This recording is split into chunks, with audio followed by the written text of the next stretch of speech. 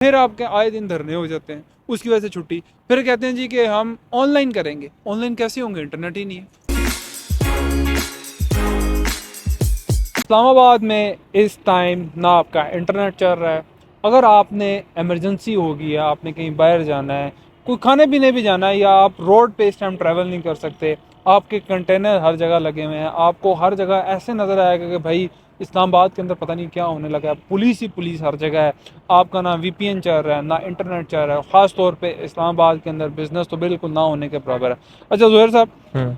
इस्लामाबाद के अंदर अभी कुछ मेहमान भी जब आए थे तो मेरी गपशप हो रही, तो इस्लामाबाद के अंदर 365 दिन में से हम्म। 200-250 दिन तो माशाल्लाह बंद रहता है। उसके हम्म। बाद जो रिमेनिंग आपके दिन, अगर मिसाल के तो 100-150 दिन है, तो हम्म। उसमें से भी आप हफ्ते इतवार की छुट्टी निकाल दें। हम्म। उसके बाद माशाल्लाह बिजनेस वाले लोग कुछ आते ही नहीं हैं, हम्म। और जब काम करने आते हैं तो माशाल्लाह नखरी बड़े होते हैं। हम्म। तो मुझे ये बताएं कि हर बंदा, मैं किसी ना पार्टी की बात करूँ ना किसी, जब आप इस्लामाबाद के अंदर देखें, एक आप भी स्टेटमेंट बता रहे थे कि पता नहीं कितने बिलियन का, ज़रा वो 190 बिलियन रुपीस का हाँ नुकसान ज़रा एक वो दिन ज़रा में। तफसील बताएं कि हमें एक पर डे का ये जो जलसे जुलूस होते हैं इसमें कितना नुकसान है। बेसिकली पर डे का जो हमारे फाइनेंस मिनिस्टर हैं उन्होंने ये कहा है कि हमारे मुल्क को 190 बिलियन रुपीस का नुकसान होता है। 190 बिलियन मतलब, अगर हाँ उर्दू बिल्कुल, में वो थोड़ा सा तशरीह करके बताएं, 190 मिलियन कितना। मतलब अरबों रुपए का नुकसान आपके हमें भी नहीं पता। खरबों रुपए का नुकसान। खरबों रुपए का, हाँ, अच्छा। क्योंकि 100 अरब से ऊपर है तो ऑब्वियसली हाँ।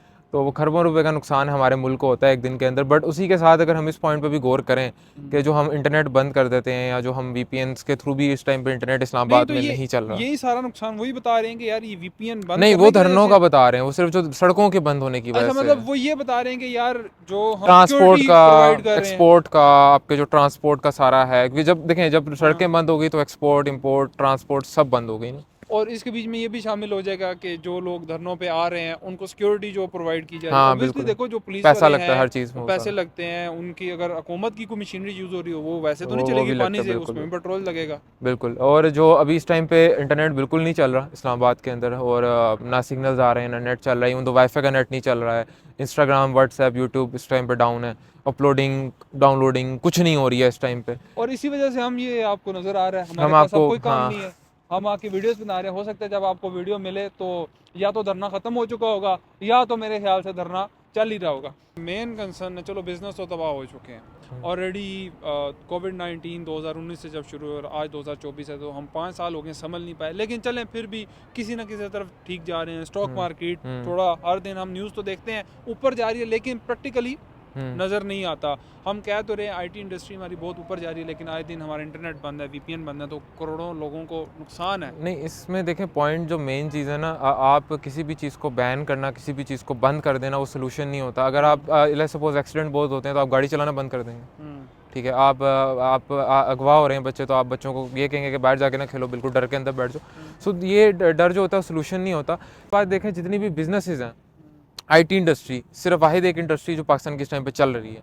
चलने से मुराद ये कि जो प्रॉफिट में जा रही है, जो लोग खुद अपने दम पे कर रहे हैं, बाकी बिना तो किसी, ओवरऑल बिजनेस हाँ, सर्वाइवल मोड में ही है। बिना किसी कंपनी के, बड़ी कंपनी के सपोर्ट के अलावा जो लोग अपने सॉफ्टवेयर हाउसेज या डिफरेंट फ्रीलांसर्स जो हैं वो अपने तौर पे कुछ कर रहे हैं, वो आईटी इंडस्ट्री के अंदर कर रहे हैं। बेसिकली जैसे आप तो फेमिलियर हैं, मैं भी फेमिलियर हूँ कि जिस तरीके से कोई फ्रीलांसर होता है, वो फ्रीलांसर जो होता है वो अपवर के ऊपर या डिफरेंट वेबसाइट्स हैं, guru.com है, इधर अच्छा, उधर अब वर्क ऑनलाइन से होता एक है। चीज़ याद आई, इसमें इंशाल्लाह हम मज़ीद वीडियो जो आप देखते भी रहते हैं हम बनाएंगे, स्पेशली कि यार जो हर बंदा, हर यूथ अब निकल रही है कि कहती है जी असी शॉपिफाई कर सा, असी अमेजोन कर सा, और भाईजान एडा भी सौखा काम नहीं है। इसके लिए इंशाल्लाह हम पूरी प्रॉपर आप लोगों के लिए वीडियोस बनाएंगे।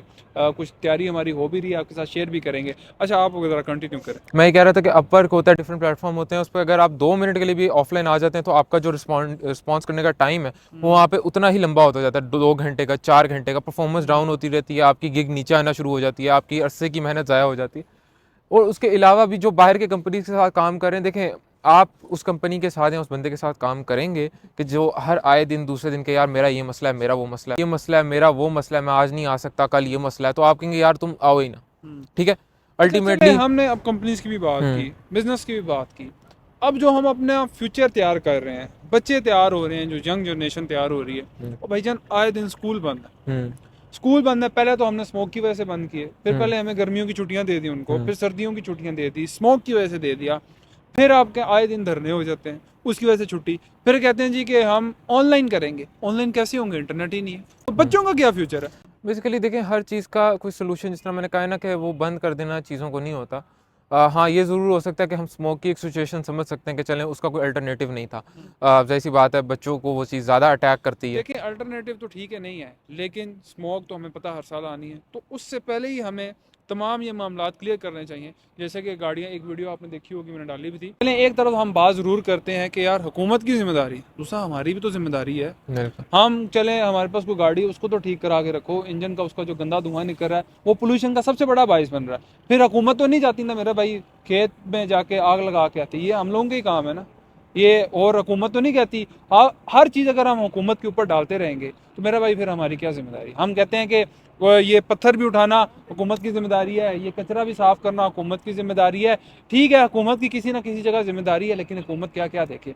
हम लोग जब तक ठीक नहीं होंगे तब तक मामलात आगे नहीं चलेंगे। बिल्कुल ऐसे ही है। एंड दूसरी चीज़ जो सबसे इंपॉर्टेंट लास्टली हम इसमें कहना चाहेंगे वो ये इधर है। आपकी गाड़ी आ गया देखो, अब इस तरह की आपके लिए हम गाड़ी लेके आएंगे, बल्कि हमारे पीछे ही आ गया, जिसकी अभी हमें शादी करनी है भावन नगर से। गलत ले गए ना। मैंने खुद गलत लिया। अच्छा ठीक है, फिर हाँ, ठीक। इसका हमने भावर नगर से जो है वो शादी करनी है इंशाल्लाह। पूरे बाबुल उस नगर टाइम से तक ये करनी। फेमस हो जाएगा।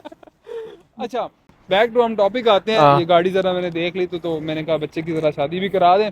अब बच्चा है छोटा सा, ये भी तो 18-19 साल का ये ना बच्चा है, करें छोटा यार, सा। ना करें, मैं 22 अच्छा, साल का हूँ। अच्छा ये 22 साल का हो गया, क्या करें अब, है ही छोटा, क्या करें अब मजीद में शादी की बात पे नहीं। मेरी एज कम कर देते हैं, वैसे कोई काम करना हो तो इतने बड़े हो गए हो। वैसे है तो बहुत बड़ा निकम्मा ये, लेकिन अब क्या करें, गुजारा करना, इसको साथ चलाना भी है। ये अच्छा, बैक टू हम हाँ, बैक टॉपिक टू आते टॉपिक हैं। आते हैं। टॉपिक क्या था? कच्चे में चले गए थे हम थोड़ी देर के लिए। टॉपिक क्या था? टॉपिक ये था कि अब क्या करना चाहिए, मतलब जो आईटी हाँ, इंडस्ट्री देखें, इसमें सबसे मेन चीज़ जो मैं आप सबको ये कहना चाहूँगा कि आप लोग कभी भी डिपेंड ना करें किसी भी बंदे पे भी, किसी भी ऑर्गेनाइजेशन पे या गवर्नमेंट पे, किसी चीज़ पे।